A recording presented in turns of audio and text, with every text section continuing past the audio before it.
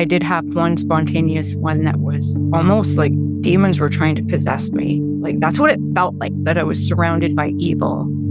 I was very dissociated from all the abuse. Like I just left mentally because everything's dangerous. It's dangerous to be in a body. Life is dangerous. I just don't want to be here, which is a normal biological response for survival. So I had to develop a window of tolerance for these uncomfortable feelings and the memories to come back.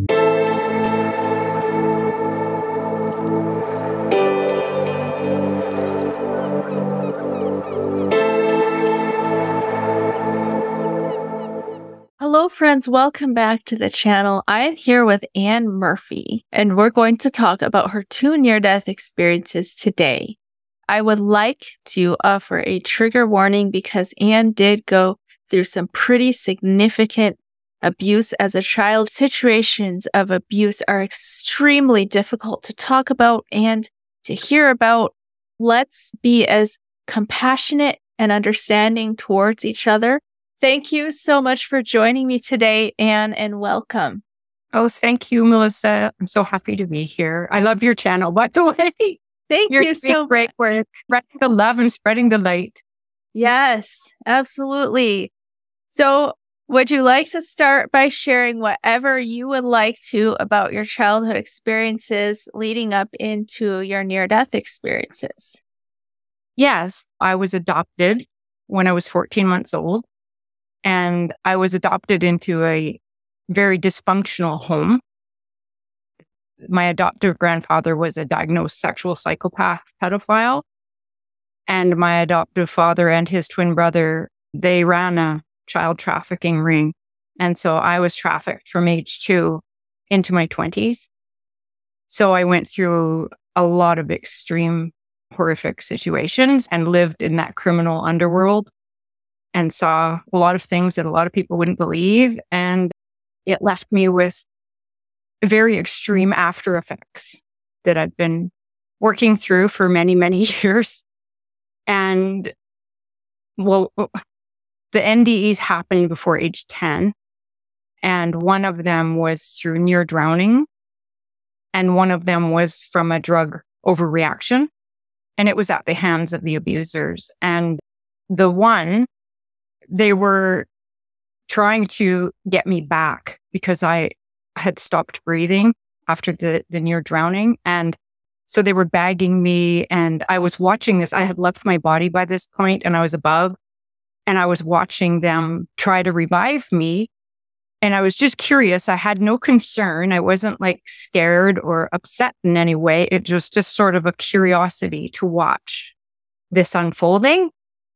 And they were becoming very frantic with their efforts to revive me. They were giving me shots, and they were doing the CPR, and they even got the shock. But I got shocked, and it still wasn't coming back. And then they started to talk about where they were going to put my body. And at that point is when I felt a tug. It was like I was being pulled, and I didn't have a body anymore, but it kind of felt like the chest area. And it was this real pull.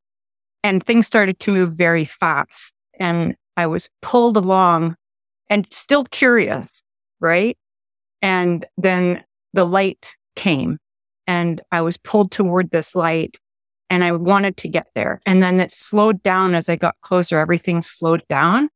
There was a being there, 2 beings of light, and they didn't have form like a person. It was hard to describe with words. They were just vibration and energy and colors that kept undulating. But the main thing was that it was pure unconditional love that they were made of, and that was receiving my essence. And this light, like I eventually realized that this light was my own being too.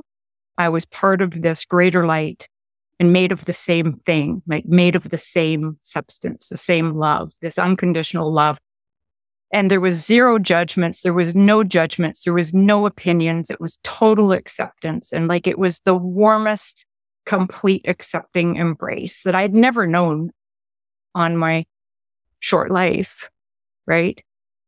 And these beings were communicating with me, but everything was with no words. Like I'm using words to convey as if we used words, but there weren't words. It was like instant communication. And these beings were trying to show me like my life up to then. And we were looking at the things that I had gone through, and they showed me that I had agreed to come into this lifetime and to face this evil on a human scale, this great human evil. And I looked at them, and if I had used words, I was like, well, that's stupid. Why would I do that? Because I was still kind of holding some of the human emotions and there was still some attachment. But as the near-death experience moved along, that gradually fell off. It fell away. And then I remembered, and it was like, oh, yes, I remember signing up for this. I remember agreeing to this, and that there would be great help for the journey. And so these two beings of light were they were just helping me to remember what I had signed up for. And the biggest takeaway that stuck with me was the unconditional love and the no judgment. And that was totally opposite of what I'd learned so far on earth, going to church. And, it was all about a judgmental God and being sent to hell if you're bad and all that stuff. And so that was not the case. And I saw that for everybody. And they showed me what happens to some people if some people can have like a hellish experience. Like sometimes there are hellish NDEs. And what I saw was that is when people are still kind of stuck in between the human and they haven't fully let go of all the human stuff, because we're required to drop it all our beliefs, our gender, our thoughts, everything we've identified with, it all goes. And when we return to our true being and our true essence and our true home. And so it was very curious. It was just very fascinating. And I had that feeling in my chest area, if I had a body, of just pure love for all of it, watching all of this and for seeing these people that were stuck. I just wanted to help, right? And I saw that there were beings surrounding these people or these stuck souls. And they were being beamed, like this unconditional love and light was being beamed at them constantly to help them awaken out of the loop they were stuck in. And then gradually, after enough time had passed, they woke up out of that loop they were stuck in, which was self-imposed because there's still some egoic structure there. And so there's some belief that they need to be judged, or they think that's the truth. So that happens. It's like a self-created unconscious programming thing. It's not done with awareness, say. So I don't know if that makes sense. They haven't returned to that pure awareness yet, because it was a state of like pure awareness and total acceptance, pure light. It's so hard to find words to convey. But I also saw in that NDE with these light beings that there was no time, like on earth where there's time where we measure. And there, everything was just now. It was eternal now. It was all happening simultaneously. Like all the universes, all the different experiences that could be had were all simultaneous. It depended where the light of awareness landed. And you could open wide or you could narrow your awareness down. And I was able to see other lives I'd had. And it was like seeing them all simultaneously. And there was no problem with that. It was like being able to take in everything all at once with no problem. With all the senses, but more senses than with the human body. It was really something. And that was totally normal. It was like, oh, this is reality, right? It was like, that felt more real than here. And it was like returning home. I knew this place. And it wasn't a place, like going to heaven is a place. It was a state of being, is what it felt like. It was returning to a state of being and joining the all that is. I could only describe it like if two words could say what I felt returning to my true essence was I am. For the two words to point to it. It was just this I amness, right? And pure love. And I got to see other experiences on other planets. And there was a very interesting one, this one planet. You didn't have to eat. You absorbed light. It was like the light was around us and we just absorbed it. And we had a clothing, but you created it with your intention. And it was like it was part of you. It was like alive. It was living, and it kind of had a metallic look almost, but it was alive, the colors. And that's how we communicated. We communicated through these colors in the clothing that we created through our intention. And you could have a ship if you wanted that could go anywhere. And it was also created through intention. So it wasn't made out of like metal or something like that. It was like an extension of our being. And through your intention, if you set your attention clear, you could be wherever you wanted instantly. The same time you left was when you arrived. It was all simultaneous. It's amazing. So I saw a lifetime that was that. And there was no war on this planet. It was very high vibration, and they had already kind of moved beyond the lower kind of, if you will, vibrational frequencies. And it's important to make clear that there's no comparison in that state. So everything is accepted completely. Where anybody or anything is at is totally accepted, and it's perfect just the way it is. It's just unfolding precisely. And so there's no competition, there's no comparison, there's no greater than, less than scorekeeping. It's just any being is just where they're at, and it's perfect. And it's received and perceived and accepted with that same pure grace and love. So I saw a lot on the journey with these two light beings, and so when like them showing me that I had agreed to this, that when I remembered that, it was like, oh yes. And the challenge was for me to remember who we all are. And because I had other lifetimes where I had died in a rage and feeling betrayed and angry and didn't remember who I was or who others were. I was stuck in that egoic kind of judgment stuff. So I guess you get as many chances as you like, right? So this time it was like, I'm really going to try to remember who we all really are. And so when I came back, I actually forgot a lot of this for a long time. I remembered like a bit of it. I remembered the light beings. I remembered the love. I remembered some of what happened, but it came back over time as I needed it, because I was still in this horrific situation with abuse, and it just buried everything. And so over time, it revealed itself more and more. And as I was able to process it and assimilate it, and then it helped me through my healing journey. So it was like everything was unfolding beautifully, like just perfectly. But of course, at the time, I didn't think that. I didn't know that. I was like, this is unfair. How could I be going through this? No, I'm completely unloved on this planet. God hates me. Like the universe hates me. Like that's sort of how I felt. I felt completely and utterly abandoned in my life and was just hanging on by my fingernails, trying to survive. And then ultimately, I had another NDE that was with a drug reaction. I was given too much of a drug. And again, my breathing stopped. And it was a very similar thing, going through trying to be revived, and it wasn't working. And I saw the same light beings again. So it was like they were guides and they were friends. I remembered them. It was like we had this connection, but they were teachers. You know, they were more experienced than me. And so they met me again. And it was the same thing. It was that same love, the same pure unconditional love, the pure awareness, the return to self and the return to source. And it wasn't quite as in depth as the first one.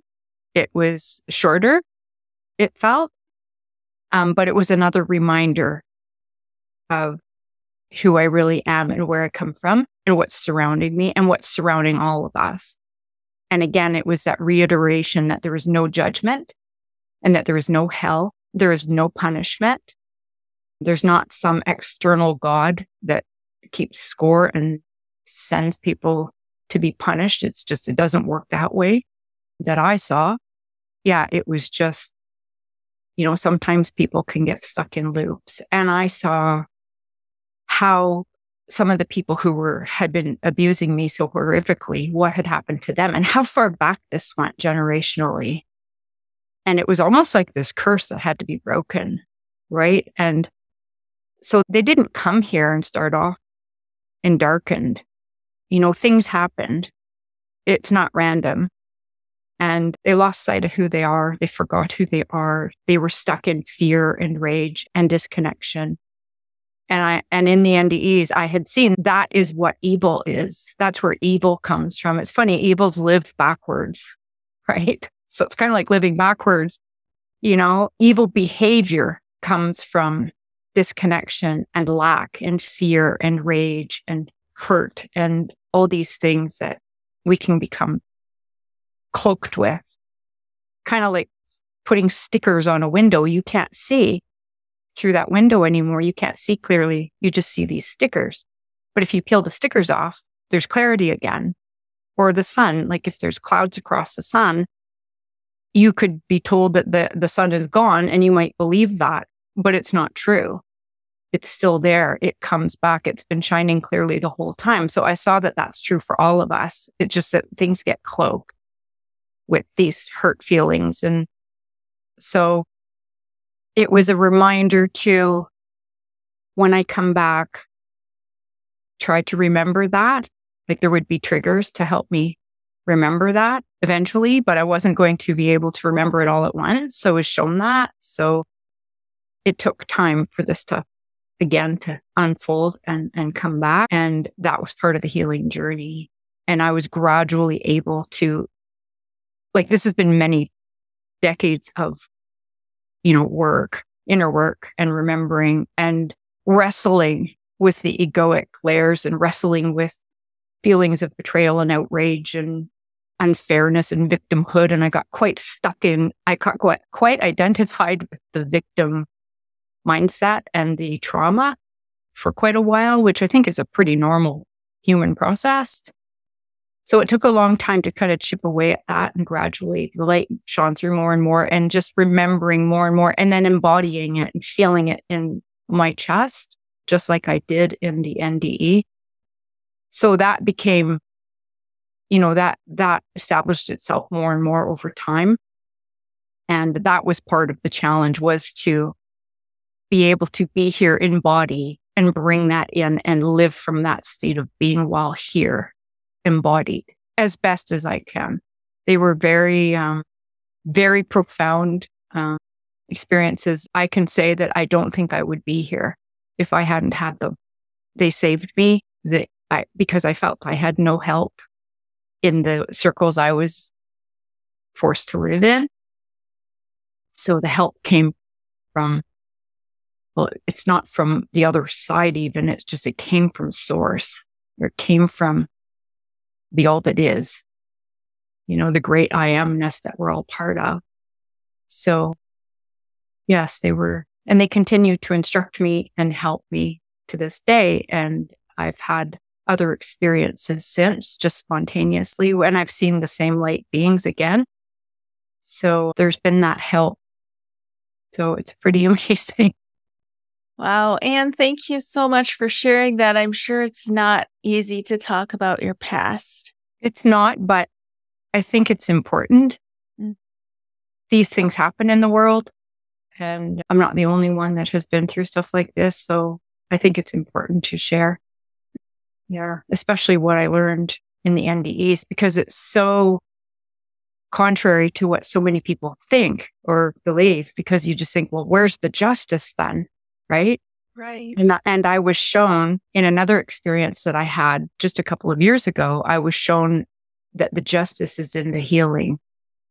As I healed, the justice came with the healing, and the healing was just returning to myself and remembering who I really am, and remembering who everyone really is, especially the ones who were so abusive and so darkened. It was remembering who they really are and separating the behaviors from the being and knowing that underneath all those layers of darkness was that same light. And my dad just died a few weeks ago. He had medical assisted death. He was quite ill and at the end stages, and we were able to work a lot out near the end, and I was able to help him transition. I actually went partway with him. Wow. And so it was like a shared death experience. And I did that with my mom too. And it was interesting because my mom, in her death experience, everybody always looks about 30 years old. They look really young and just beautiful and light emanating from them, right? And she had, in hers, it was like a big meadow with a stream, and all the people were coming to greet her, to take her home. And then there was these huge gates. They were massive. And it was like, gates, really? She's like, my death, I get to have what I want. And that was the barrier that I couldn't go past. So they went on, but I couldn't go past that. But again, everything was without words. It was just conveyed instantly. But if I used words, that's what it would have been like. And for my dad, his receiving was what he saw was a reception hall. Oh. So it was very interesting, the different things that people have, because it's very personal and unique per person. And so I got to experience the beginning of their journey. So that was really profound too. And all there was just pure unconditional love. It was like all the other stuff was gone. Wow. So he had returned to his true self, which we had talked about for weeks before he died, because he kept telling me he was afraid he was going to the other place. And so I was sharing with him my experiences, and I said, that's not how it works. There's nothing waiting for you but love. You will remember who you are. You will remember everything. You will be shown why things happen, but not with judgment. There will be help for you to observe. And I just said, try not to be in fear and look away, because that's how people get stuck in loops. Mm-hmm. Right. And he went right. He went right away. He didn't stop. There was nothing. He didn't get caught with anything. So it was good that we had all those weeks to discuss it. He had asked me if I would go partway with him like I did with Mom. And I said, I'll try. So I was able to do that. But I've had those experiences all my life too, of seeing people who've passed on. And I thought everybody had that when I was a kid. Then I found out that that's not true. So I learned to not talk about it, right? Because it was considered weird and sometimes it was considered evil. But I thought it was normal because I had it ever since I can remember. So it was normal for me. And it actually, when I found my biological family, I learned that mediumship ability was on the female side. All the females on our biological family side had this. And my birth mother had written me letters that I eventually got. And she explained that you will have the sight and don't be scared and stuff like that, right? So it was really something to find that out, because for me, it was normal. So finding out it was on the family side was interesting. It's absolutely amazing. And I think I said this to you last time we talked, that after everything that you went through, that your adoptive family put you through, that you and your adopted father were able to reconcile to the point where you actually helped him pass on. I can't imagine how much strength and healing that must have took on your part. It was years and years and years and years of work, inner work, and very difficult, challenging work. Like I spent, it was years of flashbacks every day, nightmares every night, body memories. And I had to learn that these things weren't trying to hurt me.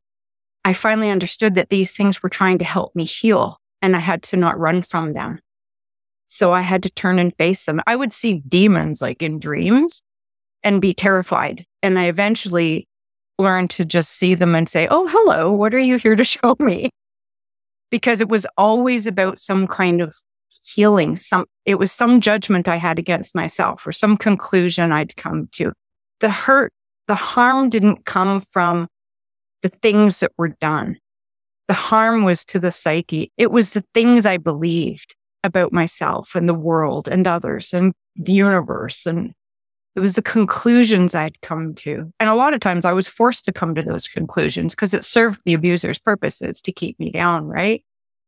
Yeah, absolutely. Yeah. But so when I realized, throughout the healing, there would be insights and moments of, oh, that's what, and I had a very good trauma therapist and a very good life coach that were they were highly skilled, and they were just wonderful in helping me become embodied again, because I was very dissociated from all the abuse. Like I just left mentally because I just was, everything's dangerous. It's dangerous to be in a body. Life is dangerous. I just don't want to be here. So I was just mentally gone a lot, right?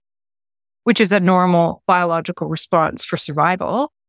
So I had to learn and develop a window of tolerance for these uncomfortable feelings and the memories to come back, and just for all of the things that I'd been through to land, and for me to accept that this was my life and accept it with the same level of acceptance I felt in the NDEs.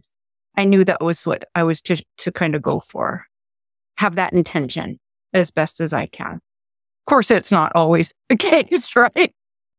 So, but they still inform me, these experiences. So, do you mind if I ask you a few questions? No. And if you're uncomfortable with anything, just let me know, because I know a lot of these topics are really difficult, really hard topics.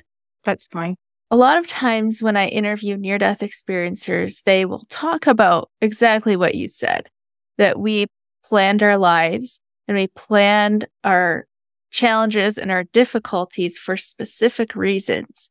Mm-hmm. And the biggest question that I will get in the comments, like I told you before we started this interview, is people will bring up the subject of, what about people who have suffered to a level that most of us can't even imagine, like living in a war-torn country, or seeing your child murdered, or undergoing horrific abuse as a child? How could you say that I chose that, or that somebody chose that? And I think it's a really valid question. Mm-hmm. But as somebody who went through absolutely horrific experiences, what is your answer to that question? Well, I think what gets people caught is, why would I choose that? You're not coming from the I of the I am. You're coming from the identified I with the ego. So there's confusion there, right? And so when we're embodied and we develop an ego, and it's a defense mechanism to get through the world, and we learn to not show certain parts of ourselves and to suppress certain parts of ourselves. And we have defense mechanisms and triggers and all these funny patterns and egoic patterns. And we identify with these as, this is who I am, right?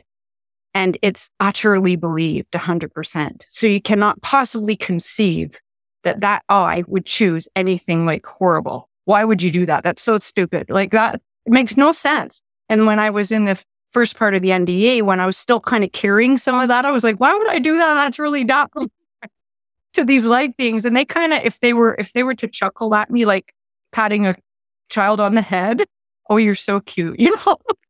That's what they kind of did. But when that egoic framework, when that egoic, like the cloudedness, the clouds across the sun, when they parted and the I amness was restored, it all made perfect sense. It was just, of course, this is what I did. Of course, this is the way it is. It was just, everything that is on earth is fine. All the wars, all the horrible stuff happening. It's all my life coach calls it the good, the bad, and the ugly. And that's just life. And all life forms have the good, the bad, and the ugly. It's an ongoing challenge. It's a process. We are processorial beings, but in this world, we become very outcome oriented, and things are all about outcomes, right? Rather than process. And so I think that's a very valid question, but I would say that it comes from, the understanding cannot be had at the level of the egoic mind. I don't know if that makes sense, but it was like, yes. And we all have the truth within us. We are all the true self at the deepest core of ourselves, but it gets covered up. We come here And we know that's going to happen. We're going to become darkened. We're going to get lost. We're going to get disconnected. But of course, you can never really be disconnected. It's just you believe you're disconnected and you believe all these things are the utter reality. And it was almost like my husband likes to play video games, and he has this one game, he does this flying game, and he gets killed all the time. And like he can get lost in this game, but then when he's done, he returns to the daily life and daily reality, and there's no confusion. It's almost like that, to use that as a metaphor, when we return to our true self, it's almost like coming here is like an avatar, or who said all the world's a stage and everyone is an actor? It's almost like that. Yeah. And here's another experience I had. I remember asking one night, I was like, what is this all about? Like, what? I don't get it. And I wanted some answers. And I had this really vivid dream.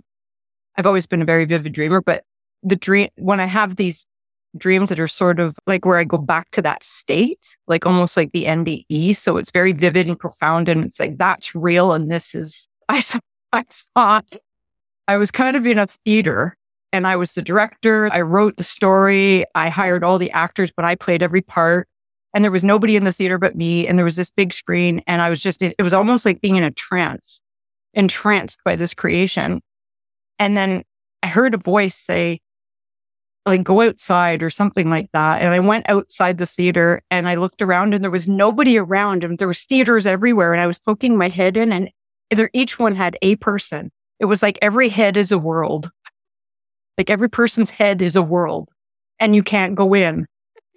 And we create these stories and they're not real. They're not reality, but we really believe they're real, right? We get caught in them. And I woke up laughing because it was so funny that we get so caught up in this egoic stuff and believe it's utterly real. So it was hysterical to me. But then, of course, over time, caught up in it again, because I don't know how many times I've been out of it and then caught back in it. I call it Velcroing, because it feels like there's this magnetic pull that you get like sucked into this egoic vortex almost. And then it's like a practice to notice when that's happening. And then you can kind of be more out of it and observing and return to real self. But so I have more and more of that being out of it, but it's still kind of, it just seems to be how it goes. For most people, it isn't like an instant awakening where everything drops, right? It's a process for most of us. So I don't know. Does that answer the question about Yeah. Do you think there needs to be clarification anywhere? No, I think that was great. And I really loved your example of the video game, because my husband is also a gamer. And I think about this a lot, because sometimes if I play with him, I'm really picky what character. I won't do any violence or anything like that. But he will play all of these different roles. Like he'll play the villains and the necromancers and all this stuff, because he wants to develop different skill sets and have different experiences. Yeah. And so I wonder, I think it is a good comparison, but I guess another question I have for you is, some people that I've interviewed, that I've spoken with, have said that some people will come in specifically to play those difficult roles. Yeah. And that's hard to wrap the mind around. I mean, from that perspective of the person playing the video game, it makes sense. Yes. But once you're here, like for somebody to choose to play the role of an abuser to give the other person an experience, that's hard to wrap your mind around. But is that something that happens? Yes. And it's the same thing. It's not the human I that makes the decision. It's the I am that decides to come in and do that. And remember, the I amness is untouched by anything that happens here. It remains completely unfazed, completely accepting of all of it, unconcerned about any of it. It's a very strange thing to try to wrap your head around, because we look through the human lens and the human mind. And so it's difficult, right? But absolutely, because it's just like people that go out for roles in a play or a movie. There's the bad guys, the good guys, the ones in the background. It takes everything, the good, the bad, and the ugly, for it to be whole, for it to be complete, a complete experience. And we learn, it's part of our evolutionary growth as a collective, human collective, to awaken here and be our true selves here while we're embodied. We bring that love, that light, that awareness into this place. So sometimes, like, it takes incredible suffering to wake up. It takes a lot of suffering, and somebody has to play those parts. And we probably all played those parts. I remember another life where I was like, I went on a murderous rampage as some guy in Scotland, and somebody had come and killed everybody. Times were really rough, and it was just about war. Everything was war and trying to steal from others. And we came back from some hunting thing, and it was family members dead, and we went on this murderous rampage. And that was a life I saw. But again, it was like, well, of course that happened. It was like, it was not a concern. There was no judgment. It was just an experience. And real true selves, they were not affected, but we're deeply affected when we're here from the human level. And so it's coming to accept the isness of things, or coming to accept the truth of things, or reality as it is, and not fighting with it. Like, that shouldn't be happening, or this should be happening, because that adds an extra layer of suffering to what is already happening. And it clouds our awareness, so we don't maybe make the best decisions and stuff like that. So it was like, all of this was very clear in these experiences. But of course, coming back, even with the memory of this stuff, I still am like, well, I still don't like it. Yeah. Oh, yeah. But it's part of the human experience, and that's okay. So yeah, there's something within us that it remains untouched and unharmed. So that's an amazing discovery. Well, is there anything else that you want to share? I know you've had other experiences.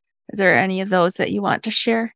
There's been lots of experiences that spontaneously happened that were similar to the NDEs, but not quite as intense, but a similar feel. And on a couple of occasions, seeing those light beings again too, the same ones. So I did have another one where I saw the same light being, and he was reminding me again how I agreed to do this. And he had showed me, it wasn't really a he. It's like, there's no he or she, but it can be both simultaneously, like male and female. It's really interesting. He again just showed me what evil was on earth, and that it wasn't ultimately real, and that I needed to remember to come from the heart, like the I am place, where there's no fear, because fear could make these things grow. And so I did have one spontaneous one that was, because I was really struggling with feeling like I was almost like demons were trying to possess me. Like, that's what it felt like, that I was surrounded by evil. And, growing up in church, hearing that there's actually a force of evil with demons that run around and try to take over people and stuff. It was really scary, because that's what I was thinking about. But I was again shown by this being that wasn't ultimate reality.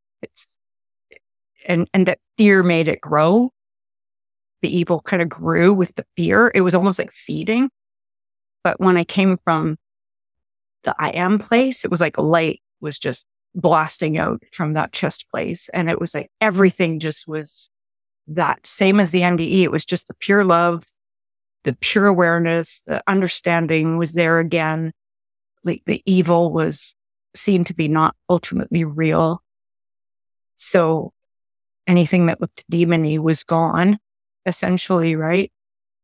So that was one spontaneous one that I had when I was really struggling with a feeling of that I was being like attacked by evil forces. So, well, thank you for sharing that. I think I just have one more question. Sure. So based on your experiences and what you were shown, we talked a lot about life being just an experience, not to overuse that word, but that we come here to have an experience or to play a certain role. So is that all it's about? We're just here to have an experience and that sort of just goes on forever? Or is there another sense where we're progressing towards something? It's to remember who we really are and to live from that state while we're here embodied. And however many times we need or want to have an experience to bring that light in to a greater degree, if you will. It's like bringing that, it's hard to use words, but it's bringing that level of light and acceptance and understanding from that NDE state of being to here while embodied. So when we look at others, we can see past the behaviors. We can remember who we all really are while we're here. That is now here on this plane, if you will. And so we're all part of that journey of bringing that level of awakening and that level of awareness from our true self state of being to the human embodied state of being. Does that make sense? Yes. Thank you. That was beautiful. And thank you so much for being willing to have this conversation and share your experiences with us. Oh, you are so welcome. Thank you for watching the Love Covered Life podcast. Don't forget to subscribe and comment with your thoughts and opinions, and check the description box for the links to my free community where I share lots of resources, my Pay What You Can community where we do classes and challenges together, my TikTok, Instagram, my Clips channel, and lovecoveredlife.com where I share my paintings. Thank you so much for your support.